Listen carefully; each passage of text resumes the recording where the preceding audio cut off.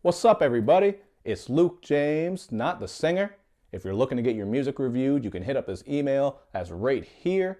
But today, I'm going to hit you up with my thoughts and opinions on this EP from cAb called Dead Town.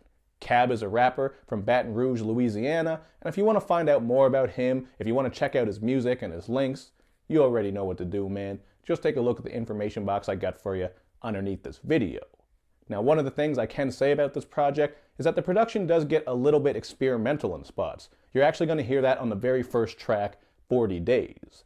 What you get here is a bit of a haunting production with drums and instruments just evolving, switching up, dropping in and dropping out all over the place. And while I do like that chaotic feel because it matches up with the chaotic content, which I will speak on soon, I also got to say it doesn't bang, doesn't have much of a vibe to it, so there's not really much to that beat that makes me want to come back to it. Certainly made for an interesting listen though, so I do have to shout out the producer of this project, Black Genesis. But coming back to the content, I do appreciate this song because it's all about the floods that happened in 2016 and just the effect that it had on people throughout Louisiana. I think they do a great job of talking on race and politics in regards to all this bullshit that was going on, and they even bring up CNN, who showed up to capitalize on the tragedy, not to actually give a fuck and help people out. There really is some great content, and the way that they attack the flood on this EP is very interesting. That's actually the main theme, as you can tell by looking at the cover. On the song The Spirit, they're addressing FEMA and just how everybody wasn't getting all the help they needed, so they were a little bit let down by that. And then on the song Torrent, it really paints a picture of what it's like to be in the midst of a flood.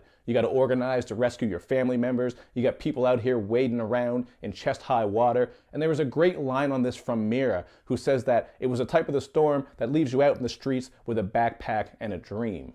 I just thought that was a very simple and profound way to speak on these types of tragedies because that's often how it ends up for people, and it's very depressing and sad. There's also some pretty cool production on this one. You get some rapid kicks and orchestral stabs, but I also think the drums on this could have hit much harder. They're very weak, they don't cut all the way through, and just layering them or getting stronger drums would have made a big difference. In spite of that, I still like this track a lot, and it's one of my favorites. And another favorite track of mine would have to be Dead Town Flow. You get this very jazzy production that's reminiscent of A Tribe Called Quest, and Mira absolutely snaps on that second verse. I would definitely say that Mira stole the show on this EP and really stood out from everyone else. Axe is featured on a couple of songs as well, so he's delivering some nice flows, but unfortunately, I gotta say cAb was the weakest link on his own project. You'll really hear this on the song One Day. This track is actually all cAb. It does have some nice piano chopped, sampled production on here, but once cAb gets to rapping, it is so bland and lifeless, it really is hard to stay interested. And you'll also notice on this track and throughout some of these other tracks that the mixing and mastering is not up to snuff. That's certainly something I think that could be improved on this project, along with some of those flows and cadences as I just spoke on. So overall, I'm going to go with a 2.5 out of 5 because that seems fair to me. I really did think about a 3 because I like the content on here. I think topically it's quite interesting, and I like the way that they approach the topic of the floods in Louisiana.